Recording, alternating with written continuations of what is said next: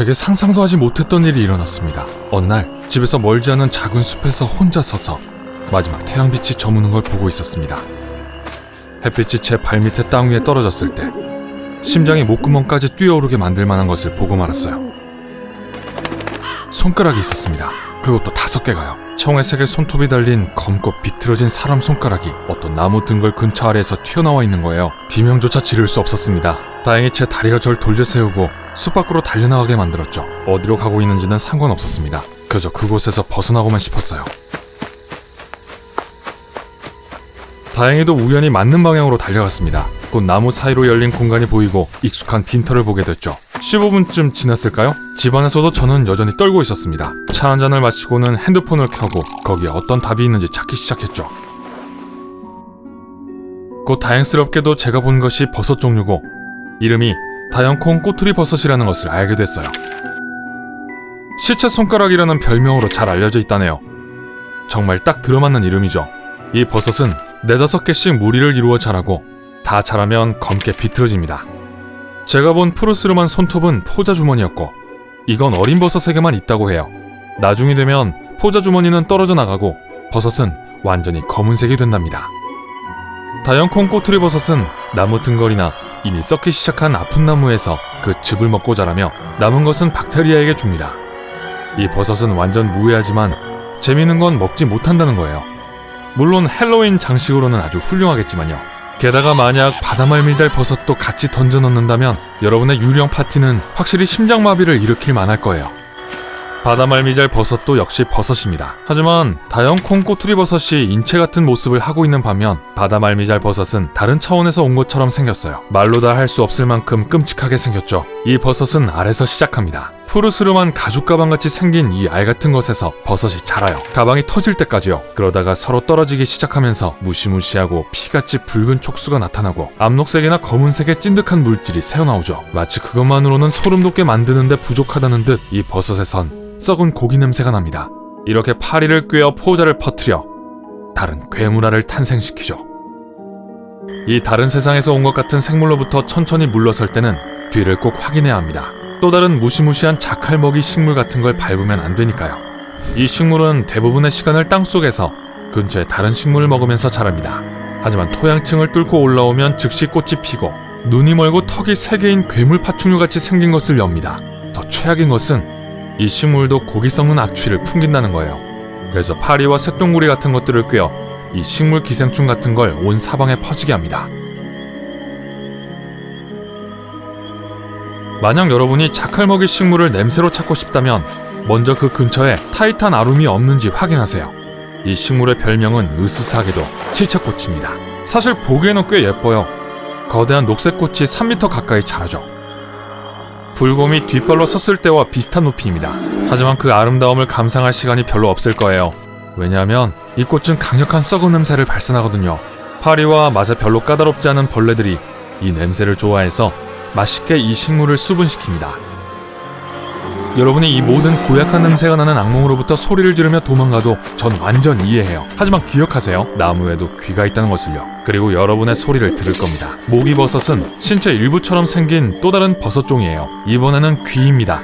이 버섯은 젤리버섯으로 나무를 먹으면서 나무에서 자랍니다. 성체버섯은 으스스하게도 나무 둥치에 사람 귀가 붙어있는 것처럼 생겼어요. 더 자세히 보면 버섯이 더 검고 투명하다는 걸 알 수 있을 거예요. 게다가 이 버섯 10여 개를 나무에서 안전하게 잘라 집에 가지고 가서 요리도 할 수 있습니다. 이 버섯은 먹어도 안전하니까요. 귀스프 드실 분? 절대로 먹고 싶지 않은 것은 아이러니하게도 이빨처럼 생겼습니다. 그 이름이 많은 것을 말해주는데요. 바로 잇몸 출혈 버섯입니다. 별로 맛있어 보이지도 않아요. 흰색 젤리처럼 생긴 짧은 줄기에 구멍에서는 피빛의 액체가 새어나오죠. 이름이나 모양 때문에 헷갈리지 마세요. 이 버섯은 겉면에 이빨 같은 돌출부 때문에 그런 이름을 얻게 되었는데요. 이 돌출부에는 포자가 자라고 붉은 액체는 여러가지로 나무 수액과 비슷합니다. 이 버섯은 토양에서 너무 많은 수분을 흡수했을 때 이 액체를 분비하는데 그 목적은 아직 아무도 몰라요. 먹고 싶지는 않겠지만 이 버섯에 독은 없습니다. 그냥 맛이 엄청 없을 뿐이에요. 또 다른 인체 장기처럼 생긴 흰 노르삼 열매와는 다르게 말이죠. 이 열매는 아마도 제가 이미 언급한 다른 것들만큼 무섭게 생기지는 않았을지 몰라도 인형의 눈이라는 이름을 가진 관목 열매입니다. 이 정도면 소름 끼치게 만들만 하죠. 이 녹색 식물은 꼭대기 부분에 키가 큰 붉은색 가지가 있는데 여기에 많은 흰색 열매가 장식되어 있습니다. 소름 끼치는 것은 이 열매 하나하나의 중앙에 검은색 점이 있다는 거예요. 그래서 전체 구조가 으스스한 눈알나무처럼 보이죠. 만약 그 외양에 겁을 먹지 않는다고 하더라도 그 눈알을 먹어볼 생각은 하지도 마세요. 이 열매는 매우 독성이 강합니다. 열매 하나로 건강한 사람을 충분히 죽일 수 있어요. 여러분 보세요. 저기 있는 검은 게 뭐죠? 박쥐인가요? 아, 아니네요. 그냥 또 다른 꽃입니다. 하지만 이름으로 알 수 있어요. 검은 박쥐꽃이라고 하죠. 푸르게 우거진 열대 우림에서는 이 으스스한 꽃을 진짜 박쥐라고 착각하기 매우 쉽습니다. 특히 황혼 무렵에는요. 많은 사람들이 이 식물을 너무나 좋아해서 자기 집 정원에서 키우고 있습니다. 아마도 허수아비 대신인 걸까요? 정원사들이 자신의 뒤뜰에서 좋아하지 않는 것은 향나무 녹병균입니다. 이름에서 알 수 있듯 침엽수에 유해할 뿐만 아니라 상당히 혐오스럽게 생겼거든요. 처음에는 나뭇잎의 작은 손상으로 시작해서 알아차리기가 쉽지 않습니다. 하지만 곧 갈색을 띠는 노란색의 꼬투리가 자라나고 그 크기가 점점 커지다가 충분히 커지면 포자를 퍼뜨리기 시작해요. 그리고 이때가 가장 불쾌한 단계죠. 갈색의 꼬투리는 오렌지색의 촉수를 내놓기 시작하는데 이게 이국적인 과일처럼 생겼습니다. 곧 젤리 같은 질감을 가진 싹이 꼬투리를 점점 더 많이 덮게 되고 오렌지색 괴물 문어 같은 것이 가지에 걸려있게 되죠. 게다가 이건 공기의 습도에 반응하기 때문에 너무 건조할 때는 줄어들었다가 습할 때는 부풀어 오릅니다. 하지만 아마도 이 모든 것 중에서 가장 끔찍한 것은 제가 추측했었어야 했는데 좀비버섯이라고 불리는 또 다른 버섯이에요. 열대 지역에서 발견되는 이 생물의 포자는 개미의 몸에 들어가서 준비가 될 때까지 조용히 자랍니다. 처음에 개미는 평소와 똑같이 생활해요. 하지만 하루 이틀이 지나면 아프기 시작합니다. 안에 있는 포자가 개미를 조종해서 개미는 숲바닥 위 26cm 높이까지 올라가요. 이 높이에서 버섯은 최적이라 느끼고 다음 포자를 뿌릴 수 있습니다.